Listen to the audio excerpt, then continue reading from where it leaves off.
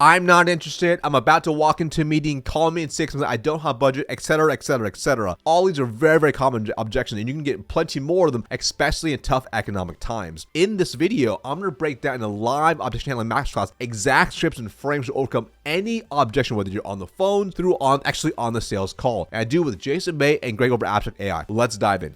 Today's going to be all about objection handling. So we're going to dig in specifically to objection handling from a prospecting context, from a sales context, and sort of start with how the landscape is going to change really. And it's already started changing over the next 6 to 12 months, just in sales and how on top of your game you need to be right now in order to hit and surpass your quota. So a couple quick intros. I got Marcus Chan, my Asian brother from another mother. Marcus, if you guys haven't seen Marcus's stuff, he's just came out with a book, 6-Figure Sales Secrets, Wall Street bestseller. And he's one of those sales trainers that has a lot of experience selling, being in leadership roles and crushing quota. So Marcus, good to have you. We got Greg Refner, who I think is the 4th webinar we've done in the last 3 or 4 months, Greg. Greg runs Abstract. And what's really cool about that tool is it's really unique for conversational intelligence and that it will provide real-time like coaching in the moment, like during a cold call or during a sales call. So Greg, good to have you on board. Let's start with kind of an interesting, I think if we start really high level with, and Marcus, I'll kick this question your way first because you brought this up when we were prepping. You said in the last 5 years, and it's really actually 10, I think, when I looked at the data, we've been selling in a bull market. And where were you kind of going with that in terms of how things are going to change over the next year or so? Yeah, absolutely, right? So it's interesting. So when the economy in the market, in a bull market, meaning things are going well, right? People are spending money. It's easy to access capital, funding. Banks are giving out money. Ultimately, certainty is relatively high. And when certainty is high for CEOs, C-suite, execs, the board of directors, everyone, they're more open to have sales conversations. They're more open to spend money. They're more open to see the potential in things. Now, if you have ever sold in a bear market when it's the recession, like say, for example, in 2008, 2009, when you're selling in a recession when unemployment is in the double digits and banks are saying, nope, we're not giving you any money. People are running dry. People are running in the red. It is highly uncertain. And when you have to sell in an uncertain time, you realize pretty quickly you have zero room for error. Every single call, every single touch point, every single thing you do is heavily scrutinized because they're thinking to themselves, is this worth my time? How will you truly help my business? And if you're not able to convey that quickly, whether it's on a cold call or discovery or in a demo or anything else, they will shut you down. So in the last 5 to 10 years, if you start selling that time frame, you really haven't had to deal with that as much, right? As long as if you had a good product, it worked decently hard, you probably have pretty good results. But back in the last recession, I realized working hard by itself was not going to be enough. So if this is your first time entering into a bear market, you're going to start seeing a lot. If you're already seeing a lot of people are very, very skittish. They're very, very scared. Even reach out to low-level decision makers. They're scared to talk to you because they're being told to not to increase spending, to freeze budgets. So if you haven't sold before in a tough time, you're in for a really, really fun ride where this is a huge opportunity for you to step up, level up, and really thrive because most average reps in this time will start falling apart. They'll start quitting sales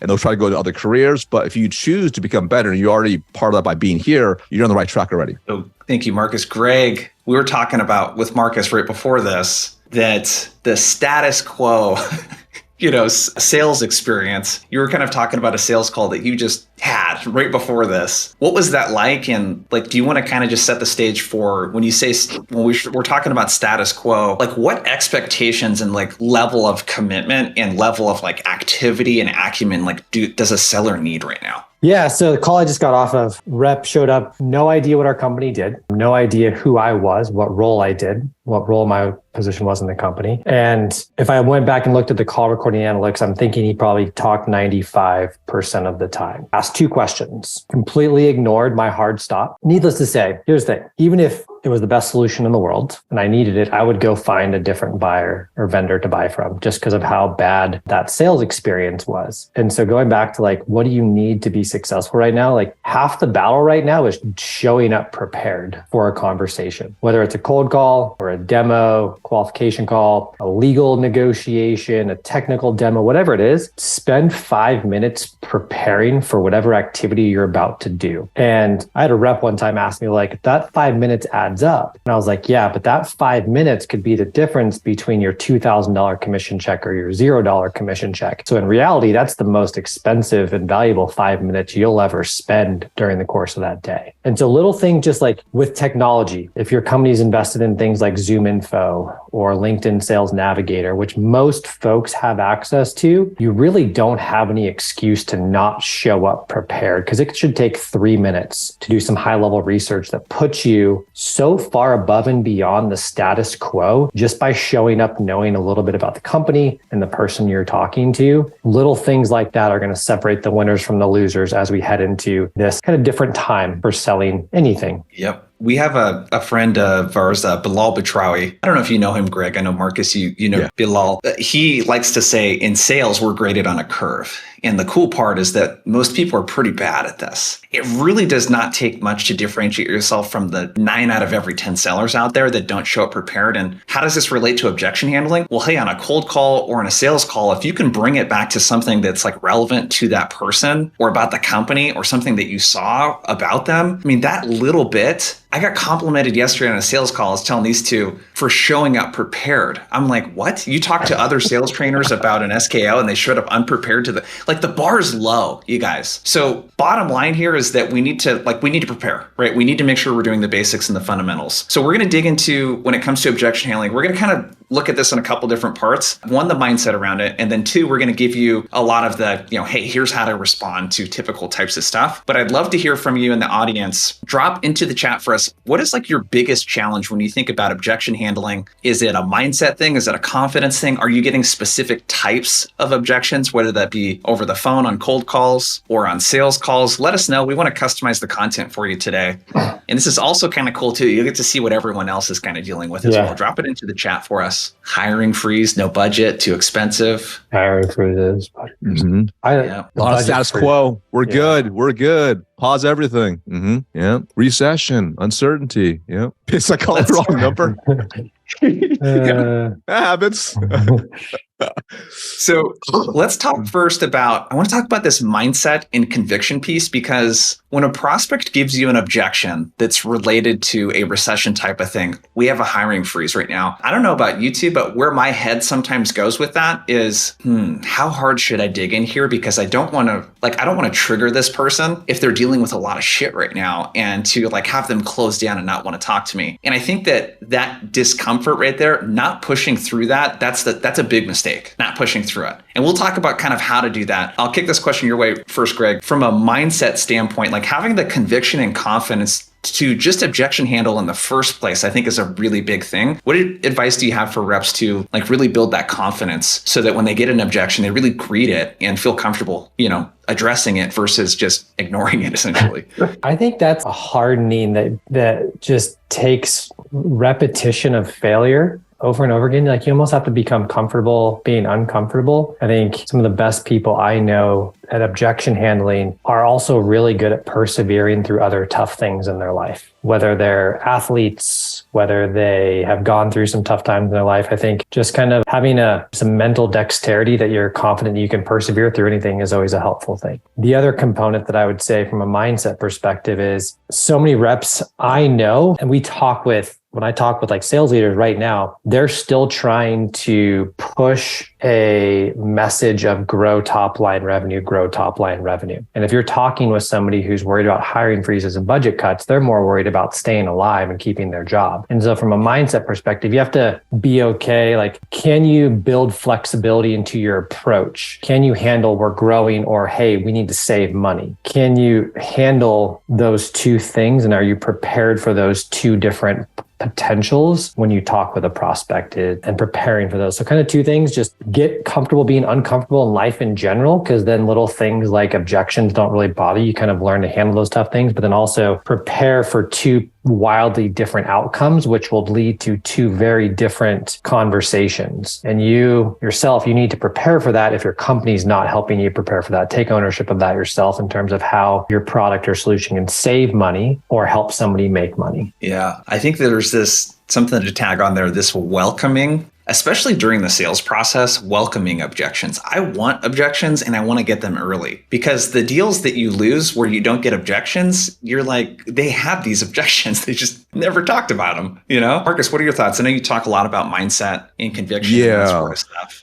Well, I think one of the most important things is I believe sales is a transfer of belief. And that's the same with leadership as well. And in sales, you must have the undying belief that your solution can help them achieve their truly desired objective. And if their desired objective is increasing profitability of their business, then you need to be able to have that belief that your solution can help them get there, whether it's directly or indirectly. And I believe in general, most salespeople aren't able to make that full connection for that prospect. And let me give you a really simple example. So for example, at one point, I used to sell something incredibly unsexy and boring. Uniforms. Yes. Shirts, pants. Wasn't it speedos specifically? Well, I sold speedos at one point too. Okay. That was a different job. And if you can sell speedos, you can sell absolutely anything, right?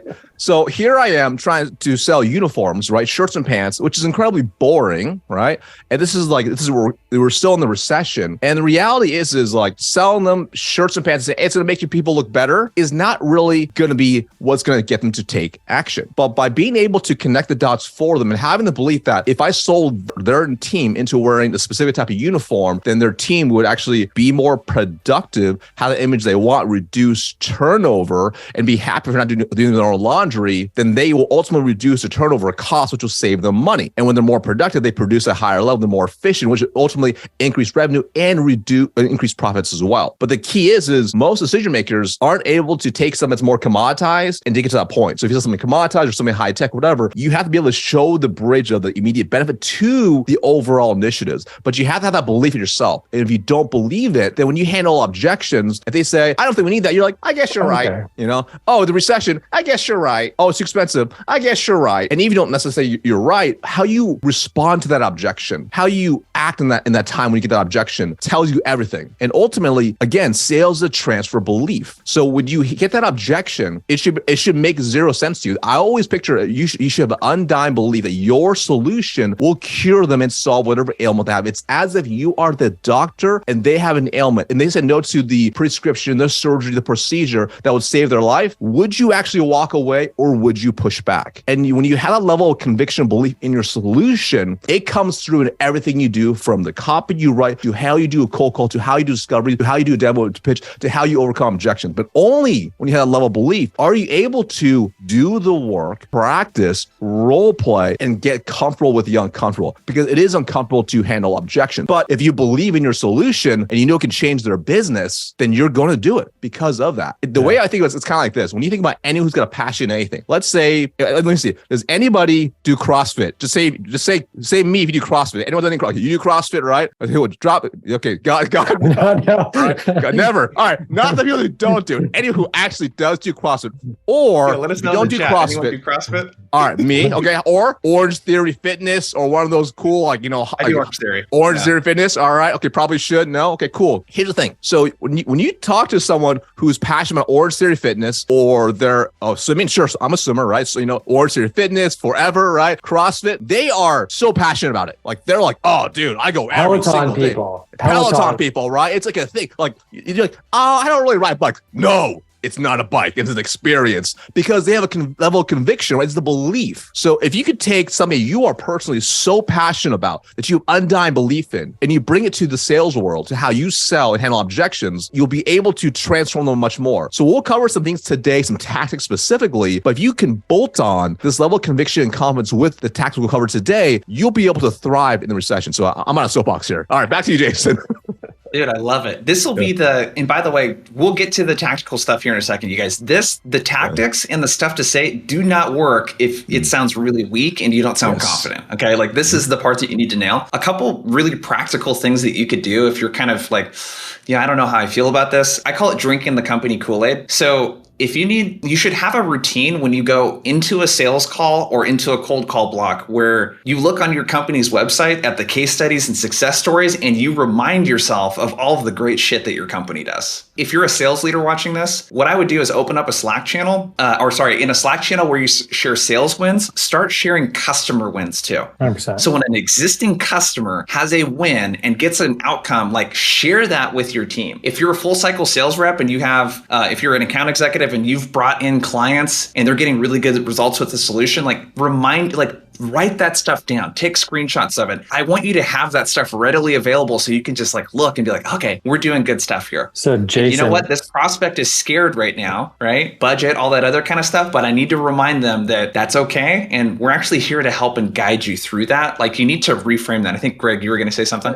Yeah, I was just going to say that oftentimes good sales calls often get shared. Something that I think often gets missed over and is a great tie into that is CS should be sharing excitement from customers. Take snippets of customer reactions, just when someone's super happy on a CS call, maybe it doesn't go on the website, maybe it doesn't get documented or written anywhere, but share that stuff because oftentimes in sales, especially frontline prospecting, if we're going to talk about cold calls, we don't hear about those customer excitement points. We don't hear about those things that customers are saying about the product. So share those downstream. And if your company's not, go ask for them. Go talk with one of your CSMs, one of your support reps and be like, hey, what are customers saying about the product? Can you share some examples with me? Because that'll help for sure. I want to add to this because I think it's such an important point. Of stuff. Yeah. So go ahead, Marcus. Here's what I mean. So I love you to use the term bank because belief and confidence is like a bank account, right? You're either doing deposits or you're withdrawing from them. And if you have a Slack channel or whatever, that's so key. So for example, even in my company, we have one just for wins and we share every single day. But more importantly, every single week in our weekly huddle with my team, I'll go through and I'll share the background, the story of what happened in that situation. So this will continue to instill belief. I think a mistake a lot of times if you're a sales leader is you start off maybe showing some case studies up front early on in the onboarding, but then later on, what happens is you get so much rejection in sales, you become trained, you become indoctrinated by rejection. And suddenly you stop believing in the product, you stop believing in the solution, you stop believing in the company over time. That's why typically once you're past the honeymoon stage, 3-6 months into a new job, you start thinking, is this really for me? Is this product really this good? Because you might hear about complaints, you might hear about issues, right? So that's why you must consistently fill that bank up every single day, every single week with the wins. So this way you indoctrinate yourself with the right belief patterns you want to have so you can have that conviction to handle objections. What Marcus said.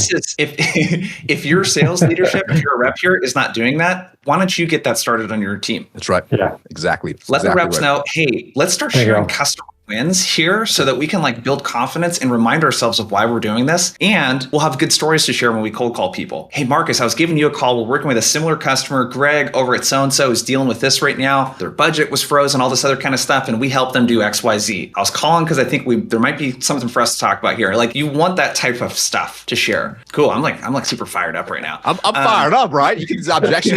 You're you have stories ready to roll, right? You're able to flow. It's natural. Exactly it. You need to you just need an undying passion, like you said, Correct. For fixing problems and helping people, not selling your stuff. Hey, I want to answer Maria's question real quick that she just put in chat, if we don't mind. Yeah. One way to handle that, Maria, would be tell the story of why the founder started the company. What was the problem that he was looking to solve? So early on in Abstract, we didn't have customer stories. And so we relied on the story of why we started the company, what problems we were looking to solve, and how our early customers resonated with that problem. And so you almost treat the founding, the genesis of the company as the customer story, as a way to kind of navigate the other customer stories that you're looking to build with your future new customer. And people will resonate with that. Be like, ooh, I get that. That is my problem. And so it's an easy way to handle that objection. Great point. Love it. Love it. Stories are so critical right now. Head off the objection. And we're just about to get into the tactical stuff here. You can anticipate, you're going to get budget and hiring freeze objections. So start bringing in customer stories where you say that that's what customers are going through, yet they're doing this thing that's helping right now that you can help with. You know what I mean? Okay. So next thing I want to segue into, let's get into kind of let's block and tackle for the next 15, 20 minutes prospecting objections. So if you're watching this, hopefully you're doing prospecting. Even if you're a full cycle sales rep, hopefully you're doing some cold calling, sending some cold emails, that sort of stuff. A stat, Greg, was it 91% of the objections that people get are shallow objections? I think it was 91%. Yep. I'll go ahead and kick this first question your way, Marcus. Greg, the data that they have in their tool is really, really interesting. And what they essentially found is that a lot of the training around objections is for the wrong types of objections. Like 91% of the objections that people get in their software are really shallow brush off, not interested, not right now, I'm about to hop into a meeting, call me back later. It's all of those kind of normal kind of shrug offs. How do you think about from a prospecting standpoint, how do you address those objections, Marcus? Cool. So I love objections, right? Because they are opportunities to really rise above everybody else and dominate in your space. So I'm gonna start with the one simple, like I'm heading into a meeting, because this one, and then I'm gonna tackle some of these other ones, like I'm not interested, I'm busy right now, we're under vendor recession, blah, blah, blah. Okay. So first of all, I'm heading to meetings is a great one, because that to me, it's a shallow objection, but it's a time objection. Now, it could be real, it could be false. And the simplest way to handle an objection, like I'm heading into a meeting, is simply book a time with them. That's it. And I'll show you exactly what I mean. I'm heading into a meeting. That's literally exactly why I called, because I figured you're about to head into a meeting. So do you have some time to discuss more detail this coming Friday at 9 o'clock? What's going to happen when you do that is either number one, they'll be like, well, I got some other objection now. Yeah, I'm actually not interested because of X, whatever. We have a vendor for that. We have whatever. My goal is I want to uncover what the real objection is, right? That's my number one goal. So that one's really easy. If you get that, I'm running to a meeting, you just go for literally booking a meeting. Notice how very specific I said that. I didn't say, well, is it possible maybe jump on a call then instead? No. That's exactly why I called you, because I figured about to walk into a meeting. So do you have some time to discuss in more detail this coming Friday at 9 o'clock? I'm narrowing their focus down to one set time, which at that point, they'll say yes or no, or give me some sort of objection. And I'm good with either one. All right. Now, that's the first one. Now, the next ones, these rules, I'm busy, the recession, whatever, timing's not good, etc. One of the most important things is everyone's got a different approach. This first approach I'm going to share with you, some people are not going to like it. It's actually going to make probably 99% of y'all probably very, very uncomfortable to do. All right. But ultimately, all your growth is going to come outside your comfort zone. My goal is not to handle that objection. I just want to get to the truth as fast as possible. And one of the best ways is to be disarmingly blunt, but also to be able to have a pattern to kind of shake them up. But also on top of that, if you know majority of first objections are almost always the same, you can memorize one simple phrase and you can use it every time, all right? Like most of the time, all right? So they say, oh, budgets are frozen right now. You just say this very simple phrase, which is, that's literally exactly why we have to meet. Do you have some time available at this date and time? That's it. I'm gonna say it again. That's literally, it's a recession right now. That's exactly why I call it. That's exactly why we need to meet. Do you have some time this Friday at 9 o'clock? What'll happen is this throws them off automatically, like, what? And they're confused. And yes, it's very comfortable, but they'll be thrown off. At that point, they'll either will ask you a question, a clarification question, or they will give you a different objection, right? So now we're starting to peel the onion a little bit, right? And they might be like, well, the thing is like, we're actually in a hiring freeze, and we're not spending any money right now. It's a budget freeze. We're a little bit worried about the economy. Beautiful. Now we're peeled the onion. Now we're getting some information, right? So now is a beautiful time to incorporate a story like Greg mentioned. I totally get that. Literally 99% of the companies I talk to literally are having a hiring freeze right now. But Greg said the same thing, but we literally sat down. We covered a few different ways to actually help increase the bottom line. So do you have some time to discuss more detail this coming Friday at 8 o'clock? So notice there, the incorporation, I'm incorporating a few different elements. You notice my level of conviction, right? Notice how I'm saying the words. Very important. Notice how short that is, by the way. I'm not going to a long monologue of like a 13-minute story about Greg. It's very short, it's very concise. I'm dealing with the objection. I'm going for the time, right? But that's how you start fleshing out some of these objections. You start getting to the real root of what's really on their mind. I love that. I'm just dropping in. To that, on that note, I'll go ahead. Marcus, as you're kind of, going back to doing your preparation, right? So segmenting maybe your prospecting list by time zone. So when you're about to call somebody, hey, do you have any time at 10 a.m.? And you're saying that in their time zone so that when they say yes, that actually is going to work for you. And so little things like that. Also, I've seen it many times where reps will ramble when they get objections. The best tool I ever got taught my entire sales career was to hit the mute button after a question or some type of power statement. Like that's exactly the reason why I called. Hit the mute button and shut up so that person now has to fill that void with what their true objection actually is. You'll get to that a lot faster. Nailed it. That's something. Can I cover this question, Jason, right here, which is like, what do you say if they can't meet the time? Because I think this is a good one. Because they because if you notice, you uncover the surface level. Now you uncover the second objection. Now they might give you another objection, like, I can't meet at that time. Here's the thing. Most average reps give up at this point. Just so you know, they can give up to one or two objections. The elite rep realizes, I'm like 1 inch from gold. I'm right there. And the reality is when they say I can't meet at that time, That's not even an objection. That's just a logistics problem. That's all it is, right? That's not, hey, no problem. And this is why you have to have your calendar ready to rock. It's like, okay, no worries. You gotta be fast. Hey, no worries. I can probably squeeze you in then a little bit later after at 2:00. Does that work for you? Notice some subtle psychological moves I just did there. Let me see if I can probably squeeze you in, right? Scarcity. No one wants to meet with a desperate rep. Nobody wants to meet with a rep who's like, well, I got all next week open, so you tell me a time and we can meet anytime. No, why is your calendar open? Does nobody want your service and solution? You have to be very specific, right? Oh, I can't make that Friday at 10 work. No problem at all. You know what? I'm looking at Monday. It's pretty packed. I'm already meeting with Greg. And I'm already meeting with Jason as well, at 8 and at 11. I can probably squeeze you in over at 9 o'clock. Does that work for you? Boom. You incorporate some of these references as well of people you're already meeting with, okay? This is how you start stacking your call skills on top of that, because you're incorporating these psychological elements, and the level of conviction that's being brought to the table is like, ooh, it's so sharp. You cut through every objection like it's like a knife through butter. When you do it enough times, it becomes instinctual. And even if you make a mistake, you say something wrong, but you can flow, it's not a big deal, right? Like, for example, I have a speech impediment. I grew up, English is my second language. I have trouble speaking at times. I stutter all the time. So if I stutter on a cold call, I just roll with it because I'm bringing level of conviction and confidence to the table, because I know the solution, back to mindset, is going to solve the big problem. I love those responses. The other thing I dropped into the chat is kind of a framework for thinking about the customer story. Something really simple that you can do. You should already have prepared customer stories anyways. Whether you're a BDR, SDR, or an account executive, or an account manager, or whatever, you should always have one customer story for every type of prospect that you're reaching out to. So that could be based on persona, could be based on industry, whatever it might be, but just something very, hey, we're hearing this challenge from similar customers like Social Proof Drop. They're dealing with, budget problems, hiring freezes, all that kind of stuff. And what they're using our help for is to achieve this outcome. And that's the reason why I was calling you. Let's meet so we can talk about it. Like that conviction of sometimes prospects need to be told what to do. And Correct. There's a way to do that and not be pushy. For me, my secret weapon is just smiling.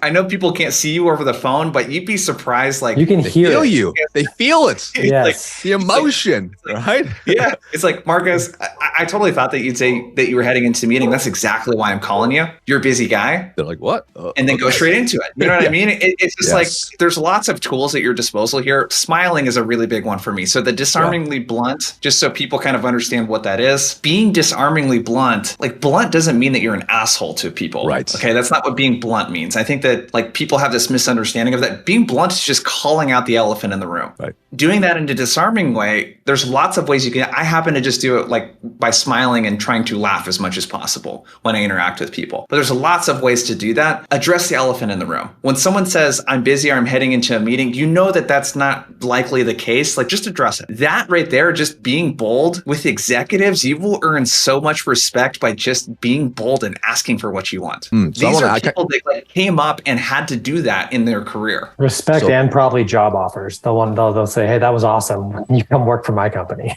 Yeah. And what's really key is like, so whatever level you're called into, you have to speak at their level, right? So if you sound like you're a rookie, and it doesn't matter if you're a rookie, if you sound like a rookie, if you sound like you're, I hate to say incompetent, they will sniff it out ASAP. So that's why Greg got in a sales call with an AE. We're not gonna say from where. He's like, this kid's a clown. Like, what I'm saying, he sniffed out ASAP. This guy is not the same level we're talking here. So, but if you able to bring a level of domain authority and attitude to the call, it's really critical. And this is actually why when you think about handling objections on the phones, being good on the phones starts before you start making calls. It starts with how do you mentally prepare yourself to have your A game on when you flip your dialer on, right? This is why peak performing athletes spend 2 hours before they get on their field, because they're mentally getting themselves ready and amped up so they're ready to rock. And it goes into everything from their mindset to what they eat, how much sleep they have, to how they optimize their whole life to get to that point. Because once you have the ball in your hands, or once you're on the field, or once that call goes through, it's game on. And the true pros realize, pros spend more time in practice than actually playing the game. Amateurs spend more time trying to play the game versus in practice. So if you want to be absolutely elite, you have to walk in prepared, ready to go. The separation is in the preparation. And if you have a 10% connect rate, right? And let's say you make 100 calls, that's 10 shots you have. You don't want to mess with 10 shots up, right? That might be the only shot you have with that prospect. So you have in times of recession, you have to be on. So and back. Oh, go ahead. Yeah, I'm riffing here. Now I'm going. That's okay. No, I love it. So Pam asked, like, how do you speak at their level? So one of the early things I learned was from Skip Miller, and he talked about the different languages, and he used like Russian, German, French. And the idea was like, if you're going to be calling a CEO, you need to use CEO language. Correct.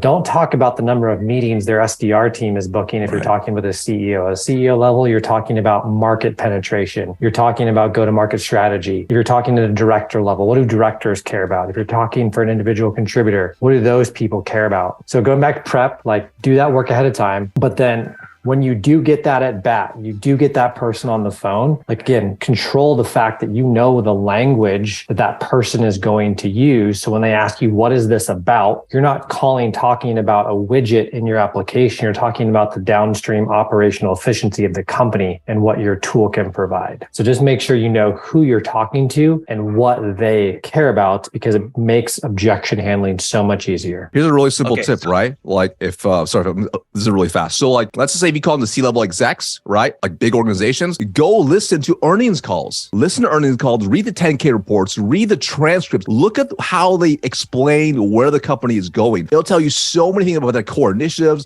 what their issues are, but the language they're using. So when you cold call a CEO, you're like, hey, I just listened to your Q3, earnings transcript. I saw that you guys are currently struggling with, growing your bottom line because of this major acquisition you had in Q2. Wow. Now they're like, whoa, hold on a second. This person listen to my earnings. Now you're already standing out. You haven't even said why you're calling yet, right? And when you can speak at their level, and it doesn't happen overnight, it takes practice, you become absolutely elite. And it starts with taking the time right now to actually invest in the game, right? Taking the time to read those reports, learn, study, and be around those people who are actually at that level. It's really, really important. And this is going to become a weird topic, but like take a look at your inner circle of people, who's around you, right? If you got a bunch of people that are just kind of, they're average players, that's how you're going to speak like. You want to be absolute elite, you have to raise who you're around and start investing into how you think. So this way you actually can come across like an executive, because that's what you are. You're a CEO of your territory. Dude, love it. So one thing I would tag on the end of this is the reason for your call and the reason for the meeting is not to do a demo of your solution or to talk about your solution. Yeah. Executives do not care about solutions and software and all this other stuff. Greg, Marcus, they've already talked about this stuff. Like you need to talk about the bigger priorities and outcomes that people like them care about. And you should already have this stuff internally because your company has probably already worked with lots of companies exactly like this one and spoken to people exactly like them. So the reason for the meeting is to share with them how companies like theirs are tackling these problems right now. Like that is the reason for the meeting. If you talk about your solution, that's when you're going to get a lot of objections of, we already have one of those, our budget is frozen, all of that kind of stuff. So we invite a lot of unnecessary objections by talking about stuff that people that we're talking to don't care about. Okay. So let's talk about because this is another prospecting one that's really common. We already have a system for that. We already have something in place. So let's say someone does get this objection. Who are you calling with again? Oh, we're calling from Abstract. Oh, we already have conversational intelligence.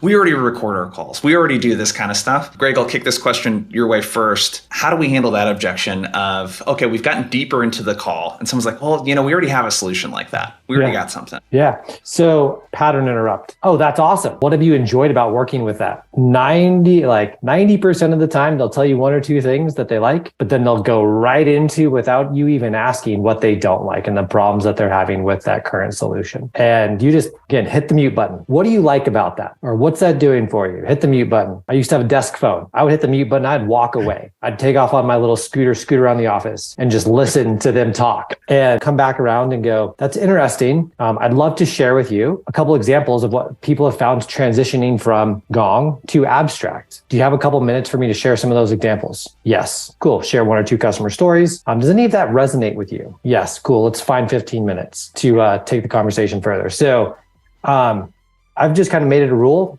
If you are faced with a current incumbent solution already in place, first gut reaction, what do you like about it? How's that benefiting you today? Because so often they'll tell you one or two things, but then people love to complain about the things they don't like. And so they'll immediately go into those things without you even having to ask for permission to share a couple customer stories. Meeting's basically yours. The thing I want to highlight, you noticed used the phrase customer stories a lot in this webinar today. That is the way that you handle most objections. Like customer stories, it builds so much social proof, and we're talking about peers and that sort of stuff. I love what Greg shared. I have a little bit of a twist on it that I'll drop into the chat. So if a person does not share the solution that they're using, they just say, we're already taken care of. The tone is really important when you ask this. And it's really, you're just kind of telling them, it's like, oh, that's awesome. Tell me a little bit more about the solution you're using. Or do you mind sharing what you're using right now? And then the thing that I like to do is, hey, got it, I'm curious. One thing I hear from a lot of VPs of sales is that they really like this thing about that, but sometimes this other thing comes up. What's your experience been? And you can kind of tease and like what you want them to talk about too. And it kind of puts up some bumper guards there. Marcus, what are your thoughts? Yeah, I agree with all stuff, right? And I think there's a really great question I just saw was like, what happens if like they're just not really forthcoming, right? And you see that sometimes they're just like they're not really open to like handle it, right? So I have it's the same kind of framework that you guys already shared, right? But slightly modified. So first off, they say, hey, we're using we already have someone for X. And let's be real here. If they've been around for a while, and they're established business, they probably have something in place. Otherwise, they would have already reached out. All right, so just keep that in mind. Like you have to mentally prepare. Like majority of the time, you're actually fighting status quo. That's pretty much what you're fighting. You're always fighting status quo. They're doing it internally somehow. They're not doing anything, or they're using someone else. That's like 99.99% of the time. All right, so very rarely you can call someone. You go into what you're saying. They're like, oh, cool. That sounds amazing. Let's talk right now. Now, there's almost at least one objection, right? It's happened to me one time, and I've made literally tens of thousands of cold calls. Right? I was shocked. They're like that sounds good. I'm like, are you sure? Okay. Right? So now going back to like, let's just say that they're using a competitor, right? The tonality is important, right? So let's just say, for example, like, oh, we're already using someone. They're really kind of tight to the belt, if you will, what they're saying. Oh, that's great. That makes perfect sense. That you've been around for like 15 years. If you don't mind me asking, who exactly are you using? So like logically, notice the tonality. I'm softening a little bit. I want to disarm them and put them at ease and not be this over aggressive, like hyper sales rep. So this way, hopefully they're like, well, we're currently using Gong. We're using company X, but we're really happy. We've had them for some of the kind of defend, and you can kind of tell like, oh, that's whatever they say that's absolutely great. They're actually a fantastic company. So that's really similar to Greg just mentioned, right? You're like, pray, like that's a great choice. They're like, I need to disarm them a little bit, right? Now I'm introducing a customer story. And basically it's a modified feel, felt, found that you guys have already seen before. It's like, you know what? That's actually Jason over at Blissful is actually using literally them as well. Super happy. But actually we actually sat down, kind of looked into what they're currently doing as well. I found a few different ways to actually complement, and create a better program that actually helps increase the bottom line for the recession coming forward. So do you have some time to discuss in more detail this coming Friday at 10 o'clock? Again, I'm just incorporating customer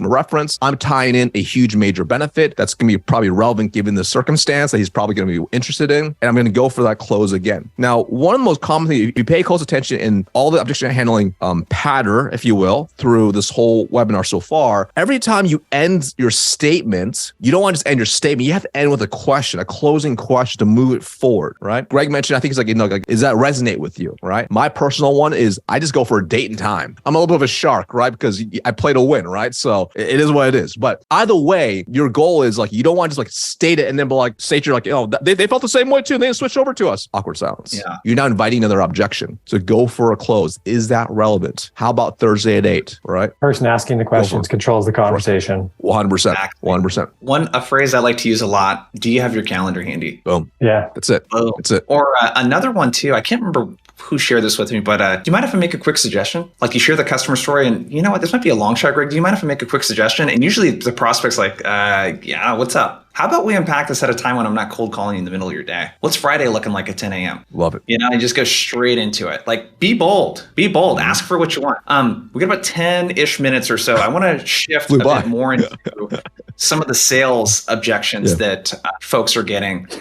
So by this time, if you're on a sales call, I mean, the prospect has hopefully they know what to expect coming in. And there was like good expectations where people are not expecting to get something that they're not. So we're going to make the assumption here that they're joining this sales call because like voluntarily, like they wanted to be there and talk. So there's that. Let's make that assumption. I think one of the big things here I think would be good to start with is if you're getting a lot of budget objections or we need to table this until next year, what I want to talk to you too about first is, are you even speaking to the right person? Because when I hear budget, you don't usually hear a budget objection if you're speaking with a true champion or economic buyer. And I think what's important important to distinguish is that there's a difference between a coach and a champion. A champion at a large org is going to be someone that's a VP or higher. Like it's someone that has direct access to someone in the C-level. It's not a director of something or a manager or something. Those are coaches. So I want to start there before we get into like the objection handling. How do we know if we're talking to the right person? I'll kick that question your way first, Marcus. Cool. So I love you use the term economic buyer, right? So I break it into 4 types of buyer types, right? There's economic buyer, technical buyer, user buyer, and I call it a coach, right? And the mistake a lot of people make is they meet with a lot of what's called technical buyers, people who evaluate the programs,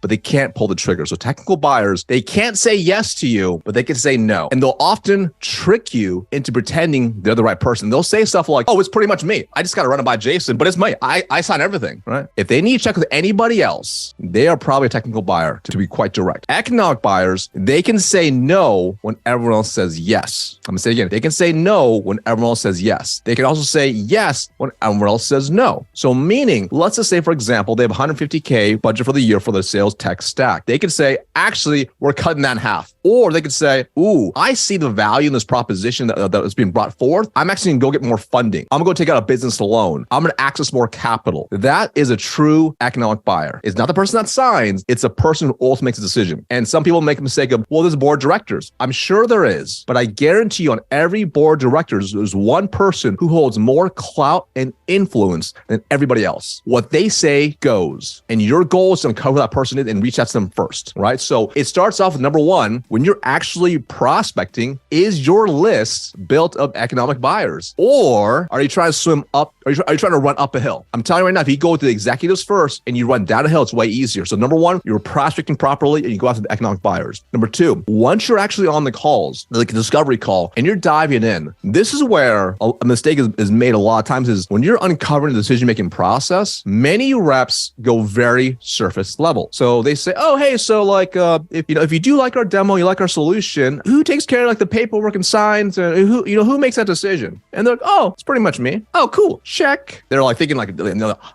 I've done bands. Happy ears. Happy ears. I'm so good. I'm so pumped. The elite rep dives deeper. Hey, tell me a little more about that. What do you mean specifically says pretty much you? Oh, yeah. I have to also get Jason involved. Cool. And what's Jason do exactly? Oh, he's a CEO. Great. Aside from Jason, who else is there? Oh, there's also Greg. Who's Greg? Oh, Greg is the COO. Oh, okay, cool. Aside from Greg and Jason, who else is there? That's pretty much it. Pretty much it? Well, we want to get some of the end users involved too. Okay, cool. So who specifically are the end users? Got it. Okay, cool. So first of all, let's back up a little bit. What's most important for Jason?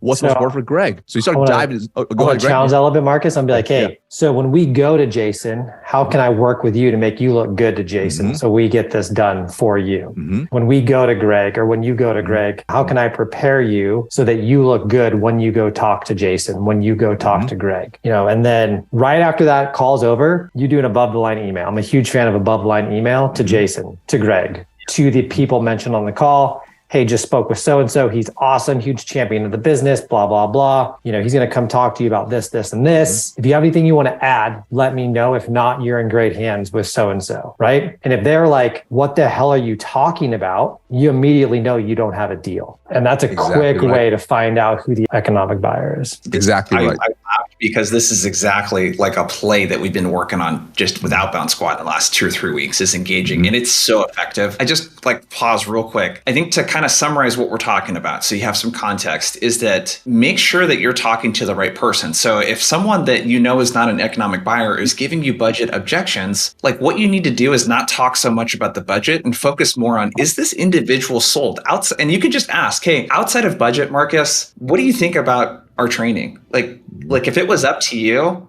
do you feel like this ticks the boxes for you? Make sure that they are sold first. And then what you're going to do is ask for permission. Hey, I know that, it sounds like there's some budget considerations, all that kind of stuff. What I've typically found when we do stuff like this is that if we could work together, develop a business case, we can take this up to Greg, and what they're likely going to want to see is the business justification. Are you down to work on something like that together that we can bring together to your economic buyer? Because if we can get them involved, I typically see this thing move, and I really want to get you what it sounds like you want here. Just get their permission to work together with them on it and to troubleshoot that. One of the questions I think that's super important to ask someone that you think is a champion is, have you guys purchased something like this before? Have you championed something like this before? And red flags are when no, we haven't purchased something like this before. We haven't purchased something that's this amount before. I have not championed something like this before. And then you use that as an opportunity to just really like coach and work with them. The objections, like budget and like pushing stuff back, like don't, like Ian Koniak says this a lot, to give him credit. Don't take a no from someone that can't give you a yes. Right. Like a person that does not sign off on stuff and does not control budget, like they can't say yes to you. And what I'll add to Jason is like, and I think the mistake that's very easily made is when we get to that point of budget, you're deep in the sales cycle at that point now, right? Like if they're giving that objection, that means you like discovery is a phase. And if you, the more you can uncover, like imagine if in the very first call, you uncover the core company initiatives and what drives them and who's all involved. Now it's so much easier to do the email Greg mentioned. It's so much easier to involve the decision maker. It's so much easier to go around. And when you start asking like, hey, how will this impact the business? What's most important for Jason CEO? And they're like, I'm actually not sure. Well, in order to make you look really good, I think it's really important. Like, can we set up a time to discuss in detail so we make sure it aligns with their objectives so you're a hero too? Yep. Yeah. And the more you can do it up front, the more you can engage. And it doesn't necessarily mean that you have to like bring them in every single meeting, the economic buyer, but the more involved they are early on and the more you can tie to what's important to them, the better it's going to be. That's how you will truly multi-thread. Yeah. And getting that early, right? Like, yes, I've had a couple of deals where I sent that above the line email and it's all in how you write it, right? You got to make your champion look good. But like, I've had people be like, hey, he has no business doing that. Stop engaging with him. Like, awesome. Totally great news, because he said that this deal was going to be done in 2 weeks. And so I'd rather find that out earlier than later. And the only way to do that is to go and, again, kind of be comfortable being uncomfortable, going and finding those people that can say no to you. It's just as important to disqualify than to qualify, right? Yep. Like, especially, I was like a majority of inbound leads are usually non-decision makers, right? They're technical buyers who can't say yes, they can say no to you. They're evaluating the product or solution. Like, once you're on that call with, you want to find out as fast as possible, is this a viable opportunity? Because what you don't want to do is go through a whole full discovery, a demo, a proof of concept, do a trial, go back and forth, negotiate, only have the executive on the line say, what are you doing? We have a budget freeze. Right now, it hurts you. It hurts your heart, hurts your wallet. It's opportunity cost. Yes, and just to kind of again give everything context that we're talking about there's a whole give to get. We could have done a whole hour just on this topic, but there's a whole give to get that needs to happen. Where like if someone wants a proof of concept and the economic buyer is not engaged, that's an ask. Like we're not going to do this unless we can engage this person. Like you don't have waste to your time. So like think about what some of those things are. And the bottom line here is that if you're getting objections from people that cannot say yes, like you need to think about how to have that conversation with them around making sure they're personally sold on it and getting other people involved. Correct. Like it is all about multi-threading. That is 100%. How we avoid and handle these objections. We got to run, you guys, here in like a minute or two. I'll drop in ways to connect with you guys here on LinkedIn and that sort of stuff. Marcus, where can people go? Where's the best place to connect with you? Cool. LinkedIn's awesome. You can get a free copy of my book, Discover Shipping Handling, closewithchan.com. Absolute pleasure, of course. We have to do probably a part 2 now. Yeah. Yeah, go check out Marcus's stuff there on LinkedIn. And Greg, I'll drop your LinkedIn profile in there as well, along with your website. Where's the best place to go check you out, check Abstract out, all that kind of stuff? LinkedIn's great. And this is, sorry, Jason, I feel like we kind of went off on a lot of tangents and we probably didn't cover like half of what we agreed to cover. So this was awesome. Thank you, everybody, for your participation. Yeah, thank you, everyone. And Marcus, Greg, thanks you too as well for the content. It was a pleasure. Pleasure, gentlemen. Now, the best way to close more deals, especially in the recession, is an absolutely killer discovery process. Go check out this video right here in which I break down the 8 things you must uncover in a powerful discovery process. See you in the next video.